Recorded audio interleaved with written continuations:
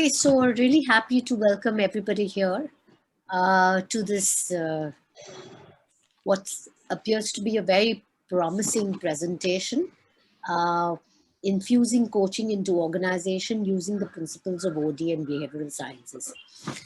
I have the greatest of pleasures to introduce our two young and dynamic women speakers for this presentation, Gunjan Malviya and Priya Vasudevan. So just a little bit about each of them.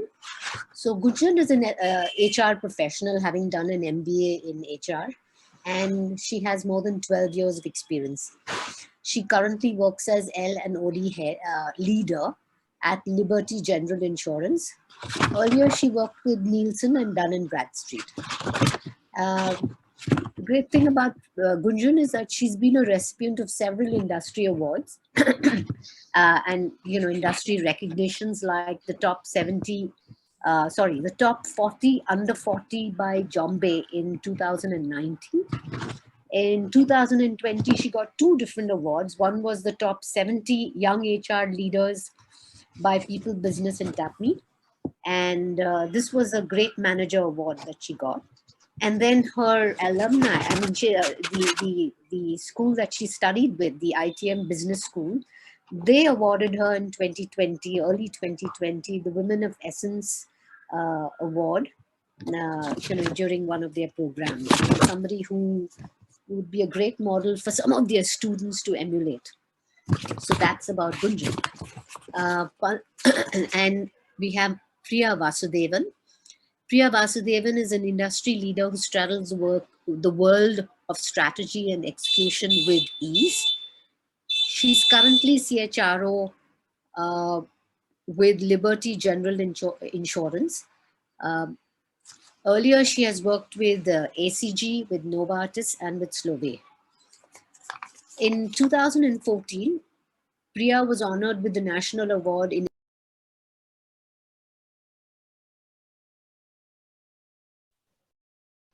You have been muted. You're on mute. You are muted. Unmute. Somehow it got muted. Okay, unmute. She's authored several papers which have been published in reputed journals like the International Journal of Appreciative Inquiry of UK, the OD Review in the USA, and something which probably very few might know about Priya, but something really interesting, at least I found it really interesting, is that she's a past life regression practitioner in addition to being an OD and an HR specialist and expert. So looking forward to hearing the two of you, and over to both of you. Thank you, Veena.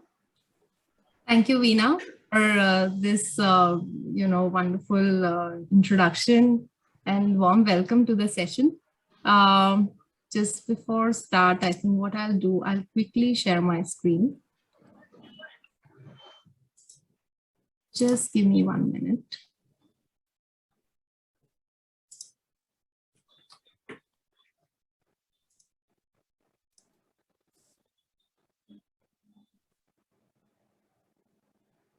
I don't know, I can only see my screen, but I can't see the presentation. Just 1 second. Yeah, here it is. Can all of you see my screen? Yes. Okay. Great. So thank you again, Veena. I just got lost in when I was trying to flip through the presentation.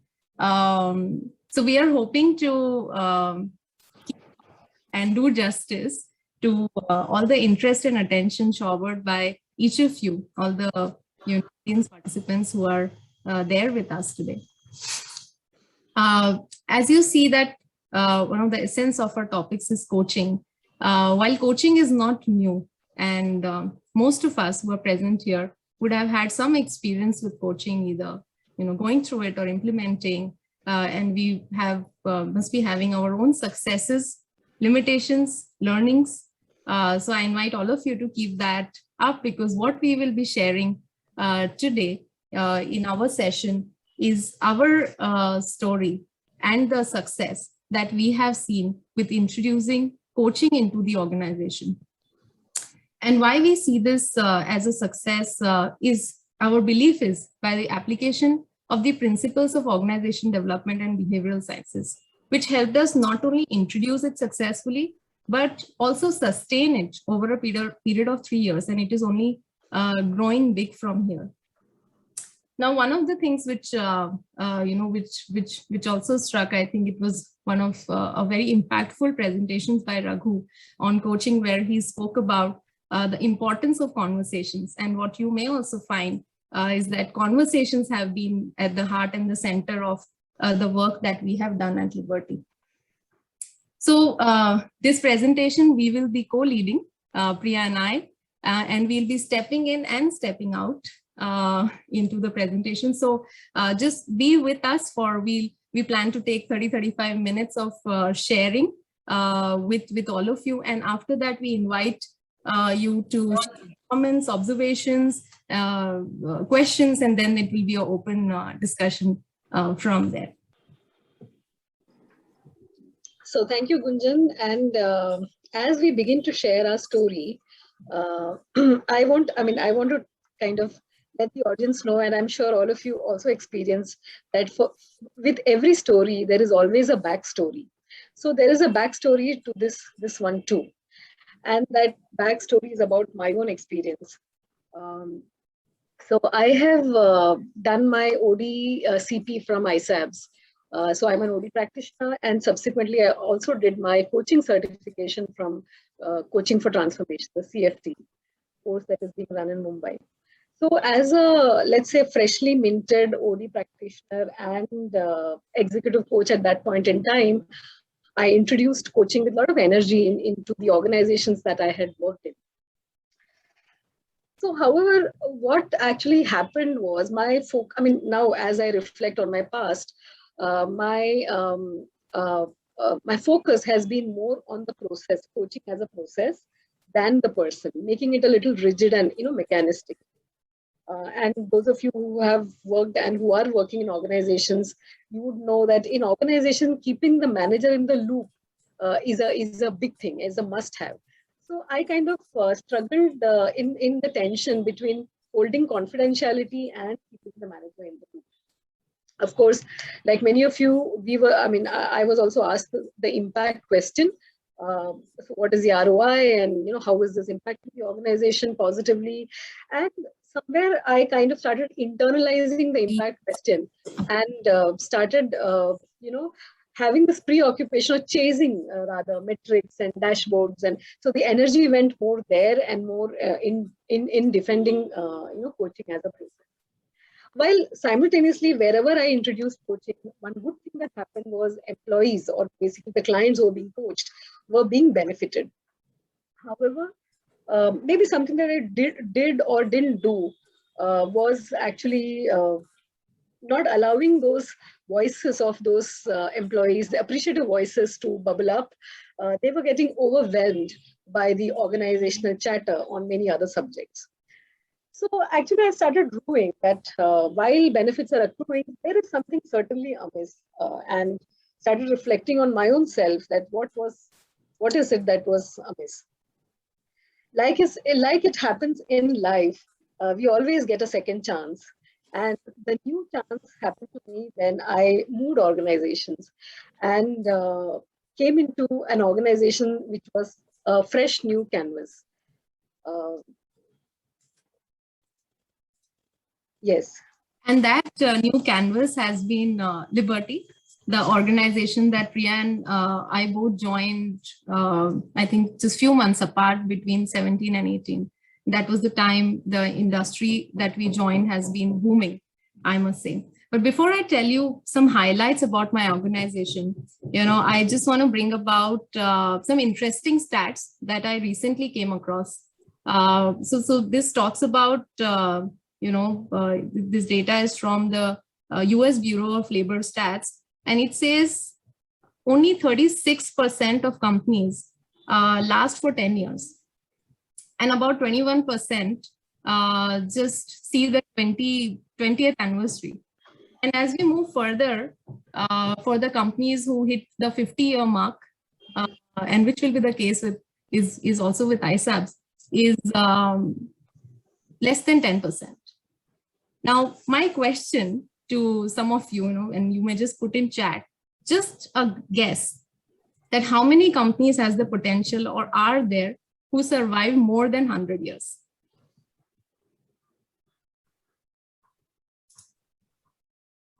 Any guess? 2%, just a guess. Okay, 5%, Wild guess. 2%. Great. I think Rajiv is closer, I can say. All right.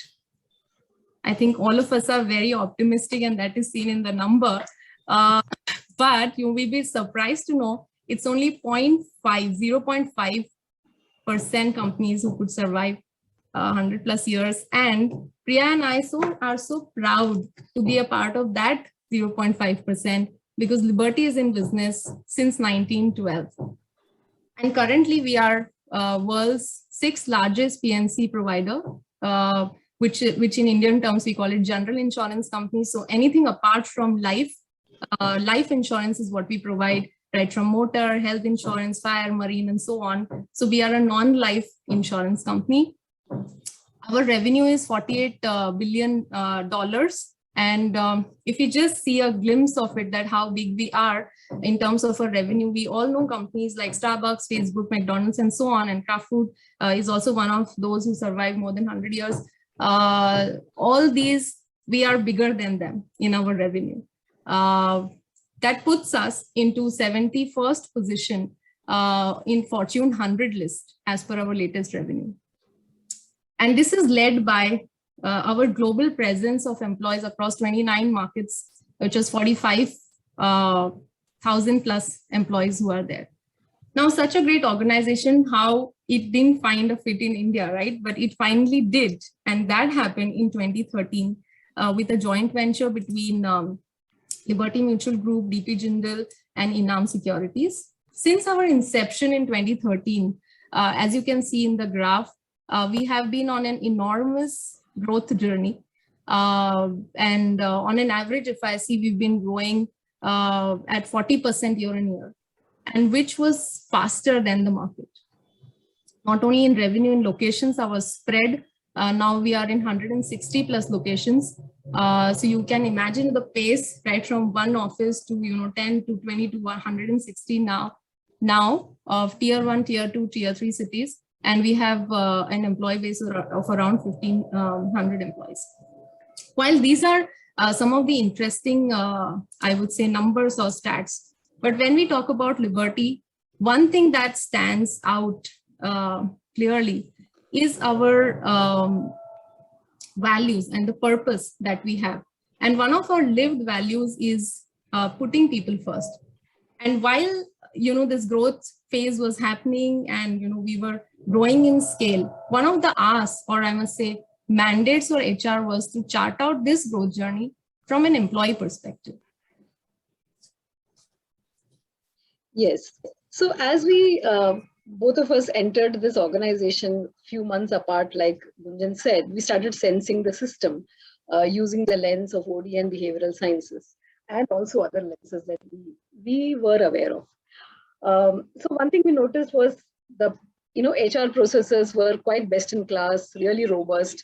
And 3 years back, we thought when we first sensed the processes, it was quite loosely held. But now I would use the word gently held. There wasn't any rigidity about it. Entrepreneurial energy in India, in Liberty, was thriving. And what it also brought in was an intrinsic resistance to imposed practices. We also noticed a tight alignment between reporting manager and the subordinate and the whole line. And so that what that created ultimately was the contra is that there was some functional silos. But however, what we saw with a lot of joy was there was a lot of respect for functional expertise. Although the expertise has to be internal, there was some discomfort, distrust, maybe some bad experiences with external consultants. But something that for somebody who entered from from other corporate environment to Liberty, what possibly they will notice is that the meetings, very curiously, so meetings were, in many organizations, you have to really speak up in meetings, be seen, be visible, and almost there was a little bit of competitiveness around that.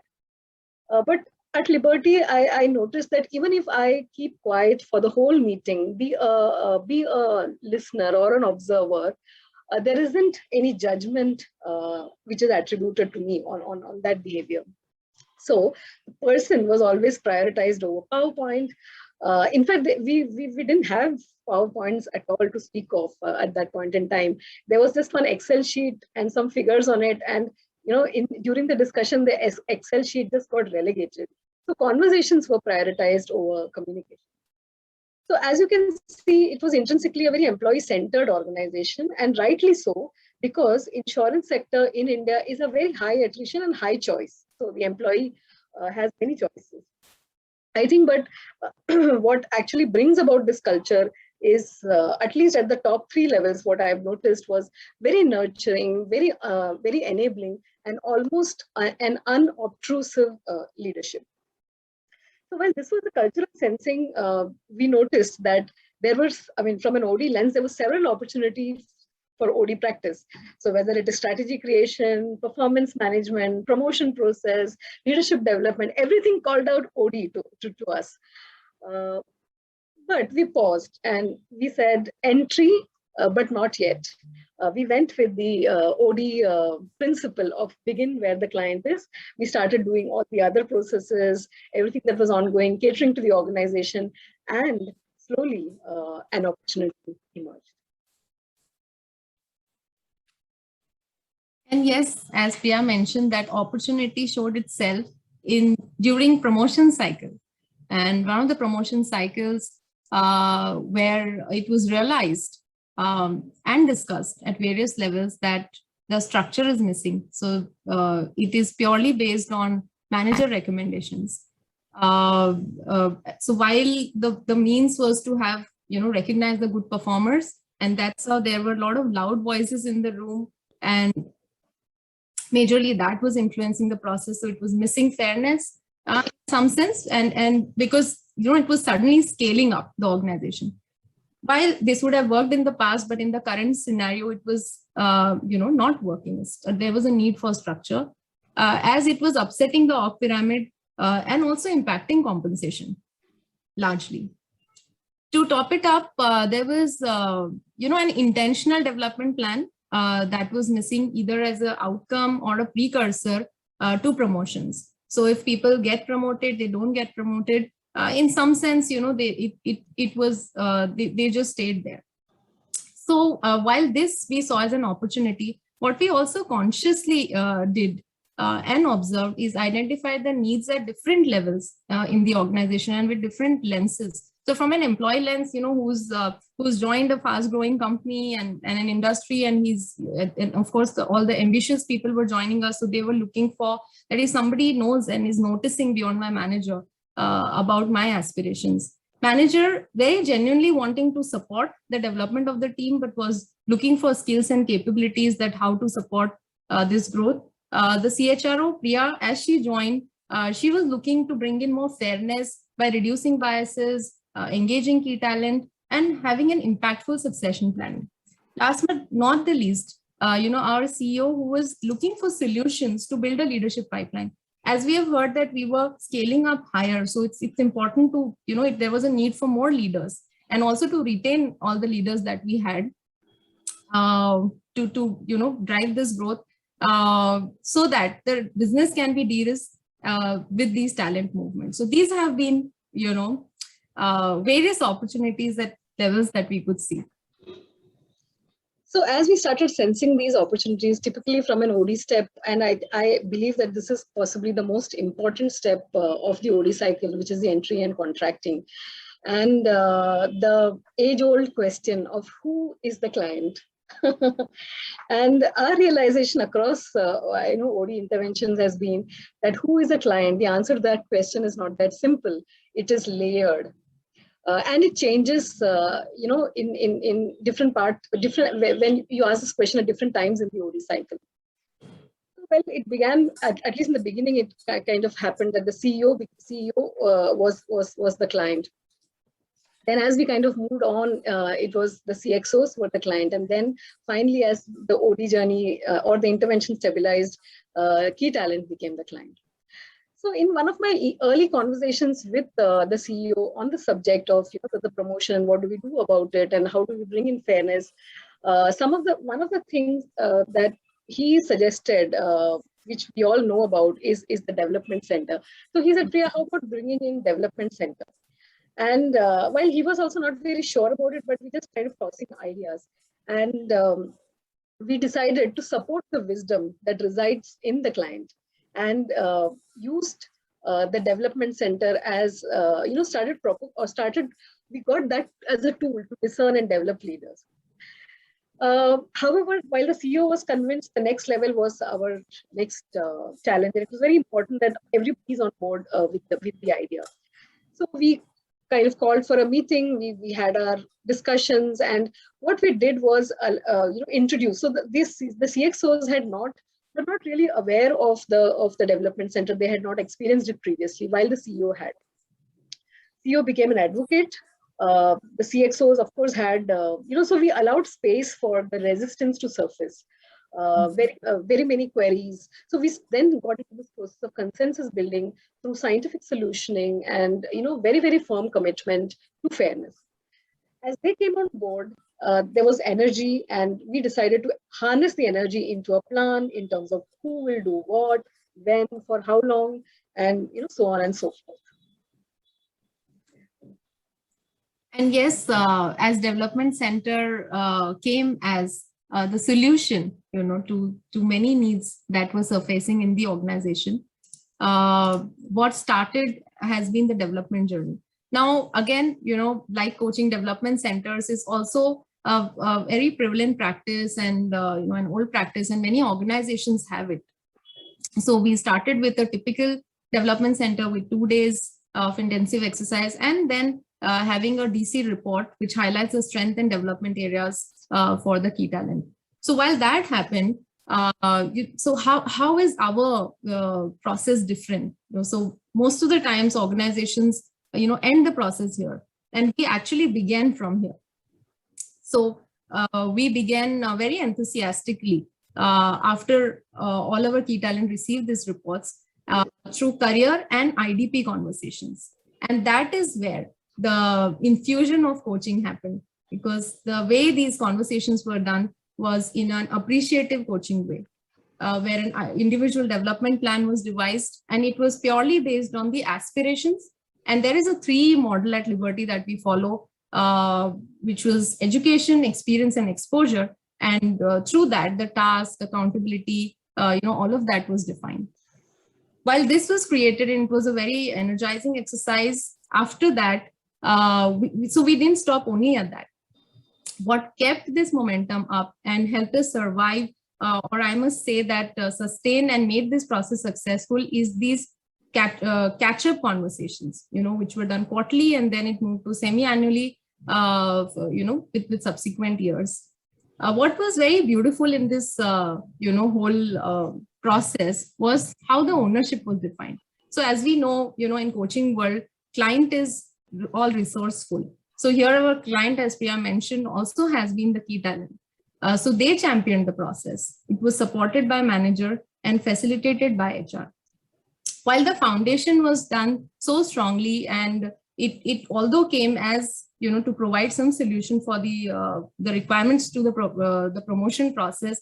However, with this principles that we applied to it, it fed into a lot of other critical talent processes, like career advancements at both global and local level.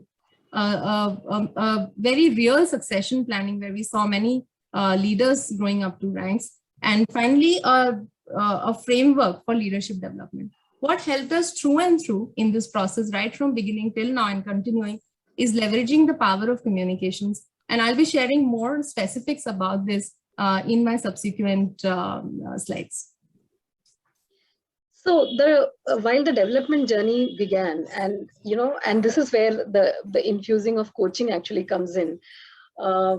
We like Gunjan said, we started on the career and IDP conversation, and we were thinking what kind of model to use, and we've kind of flipped through several. And what really made or resonated with us is this leadership coaching model mentioned in Martha Lasley's textbook on coaching, where she talks about client as the leader. And that immediately, like, resonated with us, because this is exactly what our organization would, like. The client or the employee is always, the leader.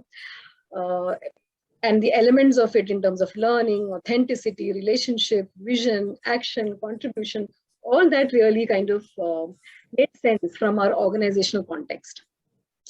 So what happened, and there are two kind of parts to it. What happened was, and what I would like to talk about is the first conversation, and then subsequently the quarterly catch-ups. So the first conversation of all those who went through development center, so typically those who were wanting to get promoted, especially the top 2 bands, were the ones who actually went to the the development center.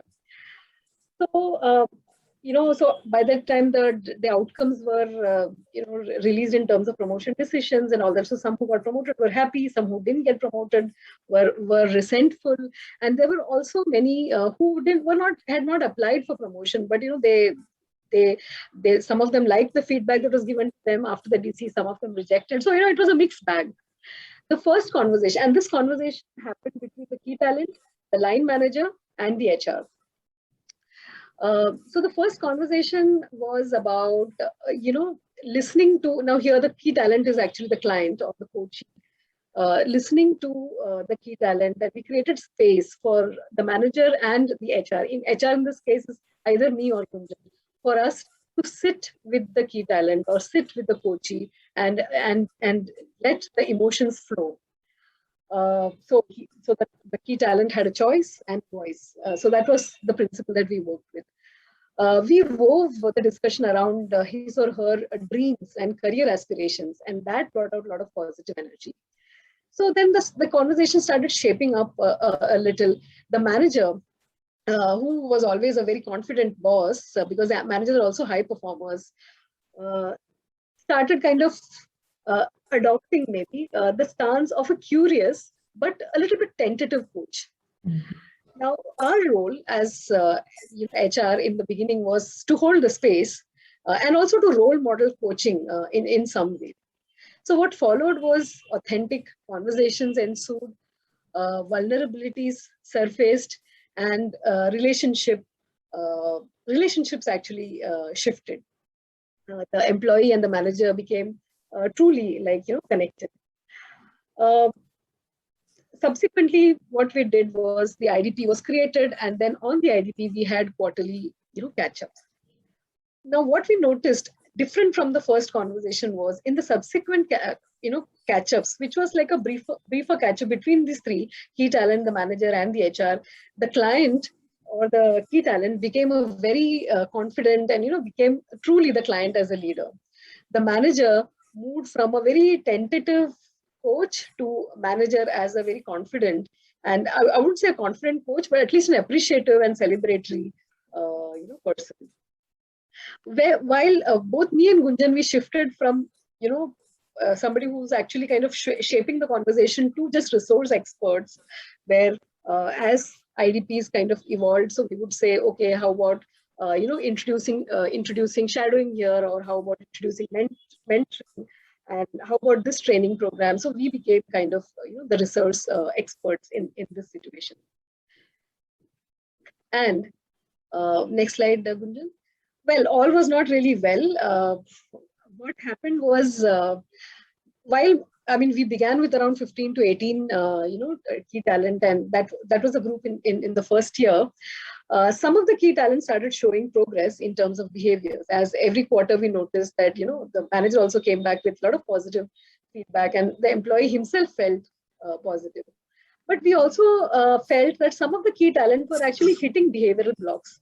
Now, it could be regarding, say, decision-making, or it could be regarding collaboration. It could be regarding assertiveness. Some things shifted, but still, then the behavioral blocks started happening. And now in these conversations, we started noticing that the manager was, of course, he's not a trained or coach, so he did the coaching in his own way. But then he or she started getting into advisory mode, and in those conversations we found the inability to influence change. So that is one event, or that is one observation. The second thing, what was happening simultaneously, we had some new CXOs who got promoted during the same period. So 2 or 3 CXOs got promoted. And as part of the new leader assimilation process, we engaged an executive coach for those new CXOs. So Dilip Panikar from ISABS, he was the executive coach. And in that relationship, the new CXO started gaining a lot of value. Then they realized, oh, this is executive coaching and this is becoming very valuable for me in my assimilation. And they started becoming advocates of coaching. Now, when the topmost and actually, the significant others actually went through coaching, the layers below, they started perceiving executive coaching as a privileged input. Rather than, coaching moved from usually it is seen as a remedial positioning in many circumstances. It moved to a very aspirational position. So we created a subset of this key talent who had these behavioral blocks where we thought executive or the classical coaching would help.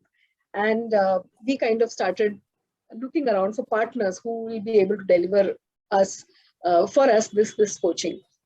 And after quite a bit of search, we found Coach for Transformation, Rajat, Garg, and Aishwarya, who we thought are good partners to work with that agency.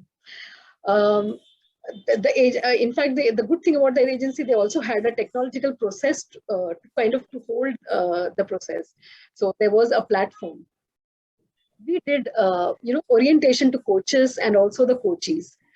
We had chemistry meetings with the coach, coachee, and the manager. HR was not involved, just the 3 of them. And the key talent or the coachee actually scheduled his one-on-ones, which happened in 4 to 5 to 6 months. The technology platform that I spoke of also had an evaluation piece to it. So the coach was rated by the coachee was rated by the coach, and the gains of coaching was eventually discussed with the manager, coach, and the coachee together. Now, in all this, what we made as an organization very, very clear is that confidentiality and the trust that it creates was of highest importance. So again, modeling client as a leader, and everybody abided by that. So whatever happened in coaching remained between the coach and the client. It never came out, and the trust in the coaching process started building. So with these elements, which helped us, set up this process or infuse it into the organization, what I would also love to share is some matrices which signify these positive outcomes, and these are the outcomes which are spread over our 3-year journey that we started in 2019, as I shared. So where DC-based IDP, and which had appreciative coaching way, as one of the most important element, and then how Priya shared about the classical coaching, which was also introduced for few. So some of the outcomes. So every year our tribe grew, our key talent pool. So they were jointly, all of them who go through this journey, structured development journey, or termed as key talent pool, and they went through it irrespective. If you may, so we introduced this although as promotion, but then even if they are getting promoted or not getting promoted, they entered this development journey. And as a result, we have seen that 70% of our top 2 job banks in the organization, and who were a part of the key talent group, have active IDPs, and that has been a big one. The 90%, we have seen as the retention of our key talent, and which, as Priya shared, has, that we were a high attrition, while along with high growth, but it was a high attrition and a high choice organization. So this came as one of the big wins in our 3 years journey. The 19 group, which was the first one to get in, and they have just also had a very celebratory closure to their 3 years development journey. So if we see that there is an adoption matrix that we are just sharing here, and how it grew year on year. So the adoption rate on the development actions that were identified for them in the beginning, when we started it in 2019, was at 22%. Then it further moved to 70% in the next year. And then finally, the adoption moved to 81% in this year. Now, what this also got for the group is, some of the highlights, like four out of them, so which composes around 30% of some part of our leadership. They are from this key talent group. They joined the senior leadership. 3 of them received global awards and global exposure programs. And then, as a result of it, they actually now 3 and, they have also taken up the global roles, which was aligned to their aspiration. And then were worked upon through these development actions, the adoption rate of which you are seeing here. So not only at the individual level, as we are seeing some successes here, and also at a group level, which is the whole of key talent group, it has also shown the positive impact at an organization level, where our employee opinion survey, which is an annual employee satisfaction survey, a question on fairness of promotion and career development has seen an uptick. So while along with these, just a little quick heads up on the time. We are at 4:05, Okay. just to let you know.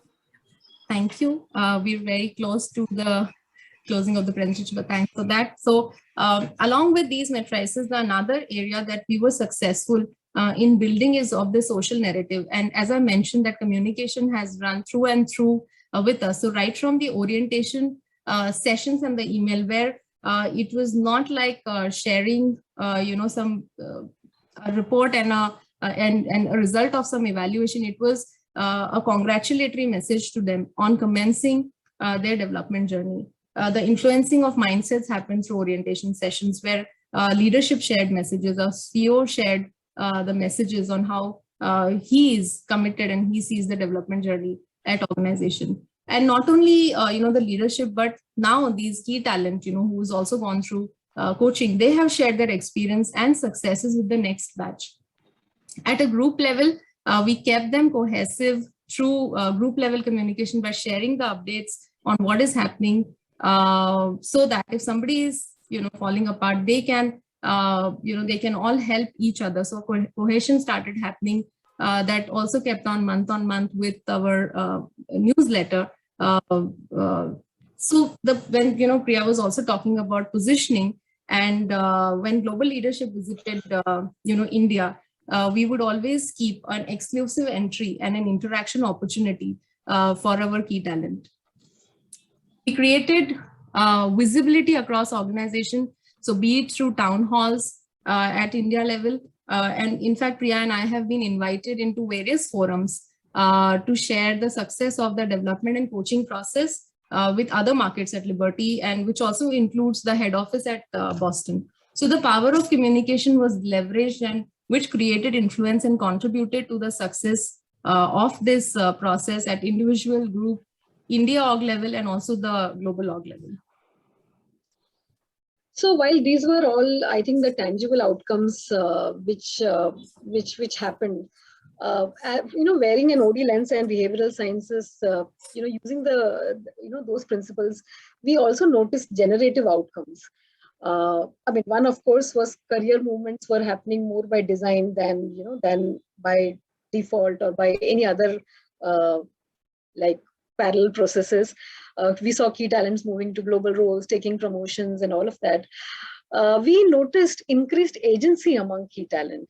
They voluntarily participated in, say, for example, a DEI council, diversity council, women employees council, how to create flexi working or hybrid model, all that. So the key talents were noticeably energized.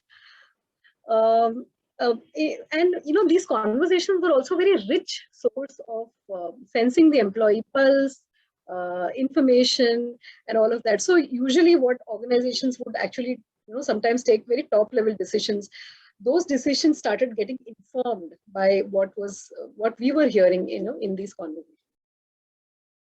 But what I think both me and Gunjan, we are very happy about is in the next wave, when we did the development, every year we do this development center process for the fresh talent, we noticed that the key talent who underwent this whole or who are undergoing the development journey and are being coached by their manager or the executive coach, stepped up into a role of manager coach for their team members very, very smoothly. And they started owning the process and started championing the conversation. And both me and Gunjan possibly were more observers or resource experts. So these were some of the generative outcomes. However, I mean, it's not that we have achieved all that we set out to. There is road still to be traveled. I think one of I would say the good or the bad thing about working for a very global organization is global process alignment is very important. And whatever gets globally aligned in terms of processes, is supported and is institutionalized. So that has not fully happened. We are on it. Technological advancement is required, is what we realize, to support any scale up. Otherwise, this can be very energy sapping for organizations. It is worth the investment. I mean, no two ways about it. The interesting question we are on right now, like Gunjan said, a group of key talent has actually completed their journey, and we had a celebratory session for them after 3 years. But now, what is next for this key talent? How do we keep them developing intentionally is a question that we are left with. We are working on, rather. And let's say, I mean, I'm sure something will emerge for us. I have a suggestion for that, Priya. Sure. So that actually, sorry. So just to conclude, so this actually concludes our story sharing of what we did. And now we would open up for comments for this suggestion that I'm very keen to hear. Also, any questions that you might have. Just a quick one before we open this up for conversation. I think, there have been many questions that have already come into the chat, and perhaps some of them have already got answered by, the ensuing presentation by Priya and Gunjan. There's also this, putting your hand up. You might want to use it, just so that there's some kind of structure and order to this. And a last suggestion is to keep the questions brief, so that more people's questions can be answered in this time. We have not too much time. It's 4:12 and we go up to 4:30. Okay. Who would like to begin?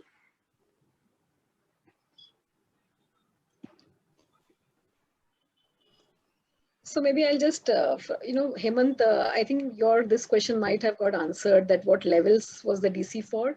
It was for the top 2 levels, and now it is coming down to the top 3 levels as we move on. Right. So this was, and I had another question that popped up towards the end. And this is a challenge I've dealt with in the past, Priya. How do we manage the expectations of people who didn't get through or were not a part of the process? And that's a big chunk of people who want to grow in the company. I agree. And this is like the biggest one that we faced. And no two ways about it. There will be anger, there will be frustration, there will be threats. And, we faced all of that. And I mean, in our experience, the only thing that worked was our steadiness with them. That firstly, sitting with them, with that energy, with those emotions, allowing those emotions to be surfaced. We don't want to kind of shut them up or say that, okay, you will get promoted in the next cycle. Not like that, not giving any false promises. Listening very deeply, listening empathetically, staying steady with the development, and putting all our energy, the manager and all of us, putting our energy into development. And the change actually happens when the key talent notices that change in himself or herself. That's when the view starts shifting. Sure. Sonal, would you like to speak? Yes, thank you. So firstly, Priya and Gunjan, I loved your narrative, the story, the infusing of coaching into the organization. So I want to put in a word of appreciation. You both were fabulous. And Priya, the suggestion that I had, it was that a lot of the top talent, key talent is used to being invested in, knowing that they are very visible. It's time to bring them into the giving back, involve them into the development of the next layer. So start involving them in the give back, and we've seen some success with that in our organization. Thank you, Sonal. That's a wonderful suggestion. Sudeep? It makes sense. Thank you, Priya and Gunjan. Wonderful presentation. and a fantastic job, I must say. Having been in the corporate world for 24 years, this is something fantastic. The question which I want to ask is not for your coaches or your development work, but it's about you both. It is very rare that a CHRO and an OD leader goes hand in hand. Generally, it ends up in conflict. Because the OD leader has another way and the CHRO has, lots of other priorities because of organizational challenges, changes, and whatsoever.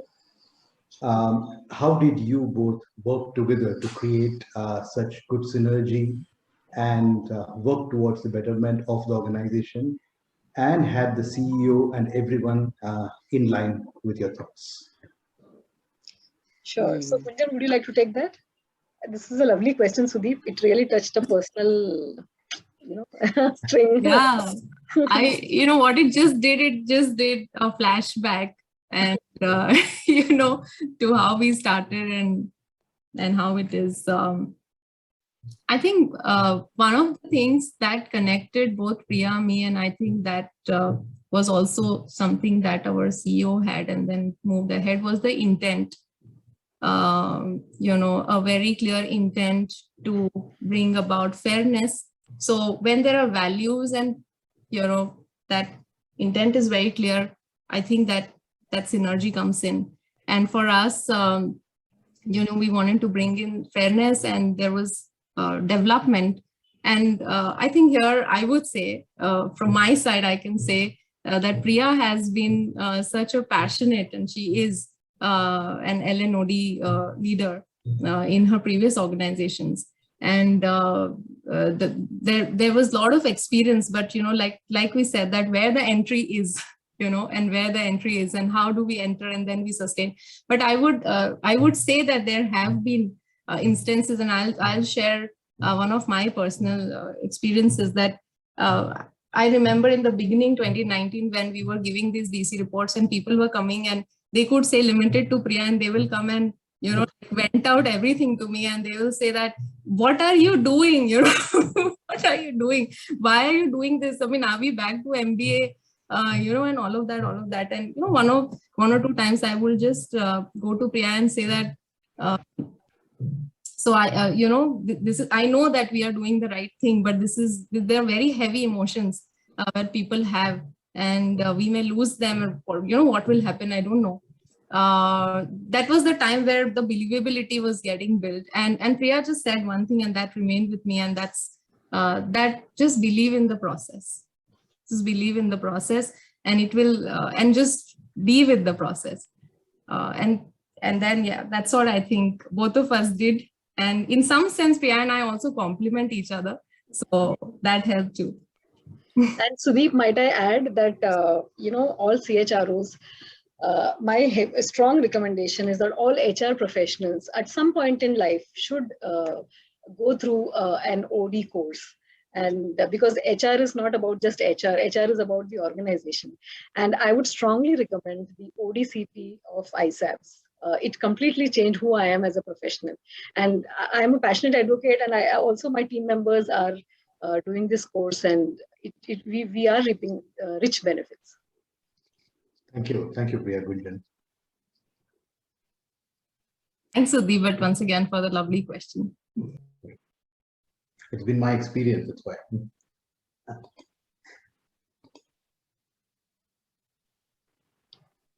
So I was just thinking, there's this trust in the process that has been talked about. But what really struck me hugely through the whole presentation was really trusting each other.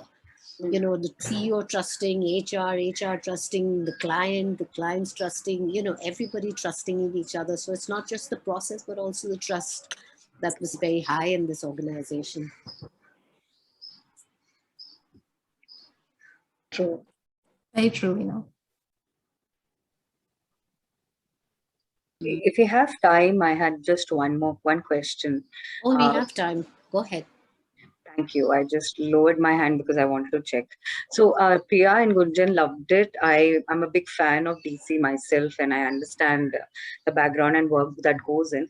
My only question is generally, we identify key talent in various aspects. So when you looked at this 2.5%, which I feel overall you have 1500 you mentioned and around 38 KTs you had, I felt that the number was very less, first of all, from my perspective, because there are so many more people we could categorize. What was the reason that the focus went on only the first two levels and identifying a limited key talent? What, if you could share more, that will help me understand how you approached, and what were the key competencies or behaviors or probably skills that you were looking for identifying these KTs. Yeah, so maybe Gunjan can share a little more on the competencies, but I would touch on this part of your question, Priya, and that's a very valid question about why only few and why only the top bands. I think this is what we mean by infusing. One approach to take would be to create a process, and this is what I have done in many organizations. Create a process, use the process across organization, less than 10%. I mean, 10% being the upper cap, and all of that. This is what we do. But for us, it was important to start slow, start at the right levels, because the top 2-3 bands were also the most critical. In terms of functional criticality, leadership criticality, the next level leadership build-up, all was happening there. And this is and also this is a very high attrition sector. So at the junior levels, there is also churn happening. We also wanted to invest in people who stayed and things like that. But also we wanted to kind of bring credibility to the process. So now that that is kind of established to a great extent, in future years, we could think of kind of diving deeper. But right now, that's a choice that we made, that let's stay at the top 3 bands. Gunjan. Yes. And this is the so on the leadership competencies, I believe how so it was also a very thorough process. So Priya who's asked the question. So we invested, in fact, but designing the DC itself was a very deep process, that where, like, if you've seen one glance of it, that we were looking at various needs that were arising at different levels. What is employee wanting, manager wanting, CEO wanting, and what is that we want to establish.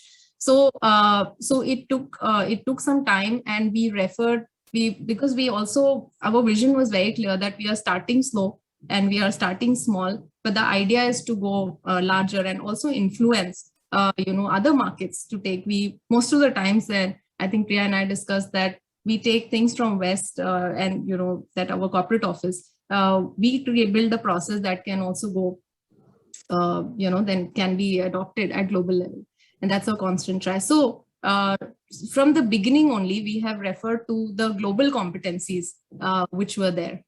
We've referred to what Liberty defined as leadership competencies. So some of them were, and also then seeing in discussion with our leadership team that what are some of the needs that they see and what are the so a mix of both, I would say. So to just name few, it's breadth of perspective, growth mindset, communications and influence. I think that became the top rated at some point. Every year we have seen, swing that which competency is going up. Customer centricity, problem solving, Just to interject here, Gunjan, Yes. and Priya, who asked the question, the competencies were no different from what Yes. many organizations have. It's the same. It's the how that was different.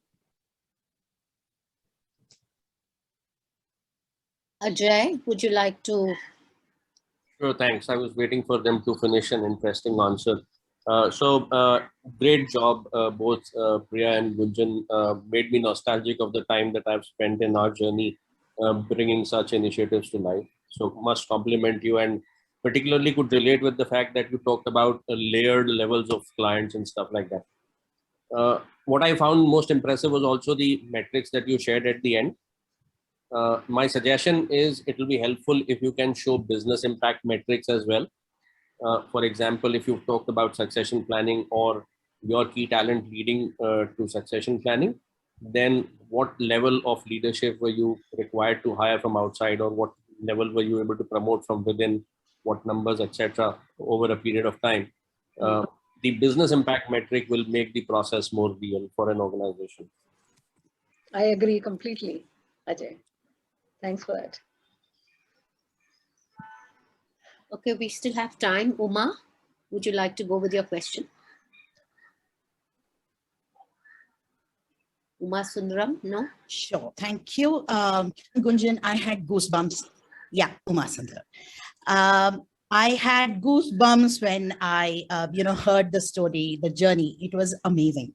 I was also very, what really touched me was when, Priya, you started off with what were some of the thoughts that you started with, like, bringing managers into the fold, defending coaching, and then you got the second chance.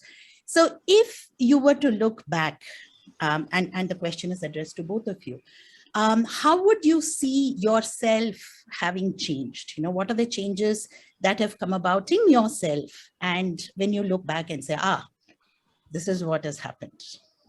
Wow. Again, a lovely question, Uma, and I would want to go first on this one. So it's,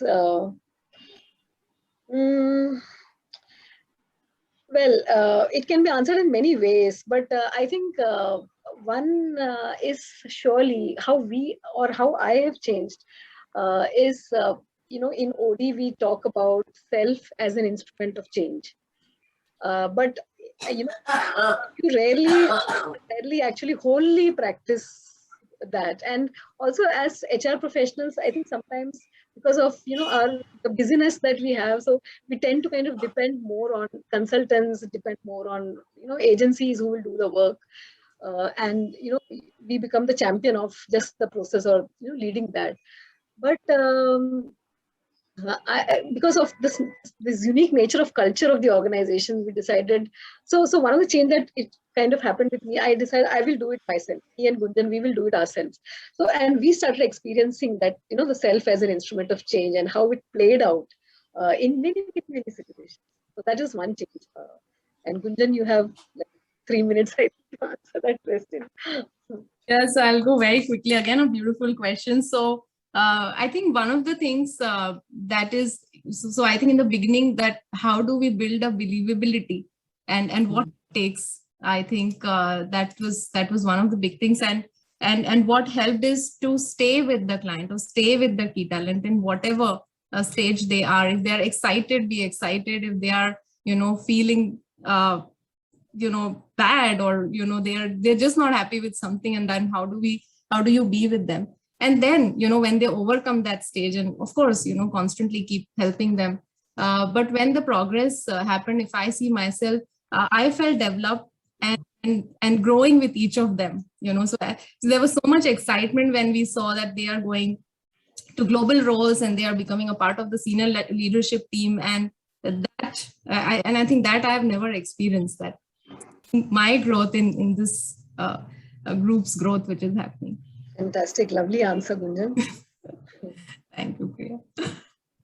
Maybe we have space for one more question. Quick question. I have one very quick question. Sure. It looks as though you had the unwavering support and sponsorship of the CEO through the process. And my curiosity is that I have seen this support go in and out.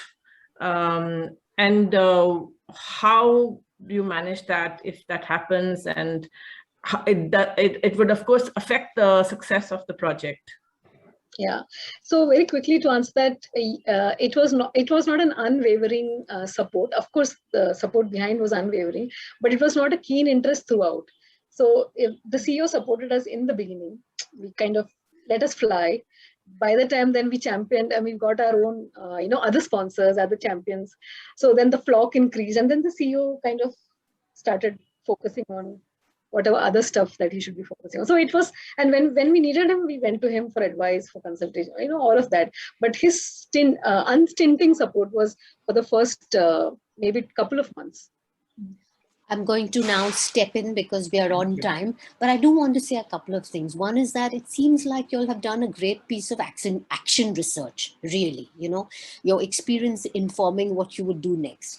The other thing, I was looking at this word infusing coaching, and it says the meaning is that to make somebody or something have a particular quality, and I think that's exactly what you described. So it's been an amazing experience. I mean, people have appreciated it. I appreciate it as well. It was an amazing journey that you've been through and you've shared, and I think there's probably a lot more to understand.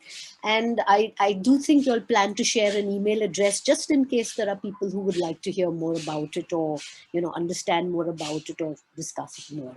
So thank you very much, Gunjan and Priya, for this very, very lucid and interesting story and experience and work.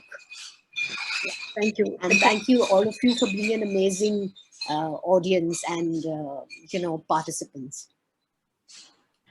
Thank you. Right. Reena, Thank could you, you announce the everyone. next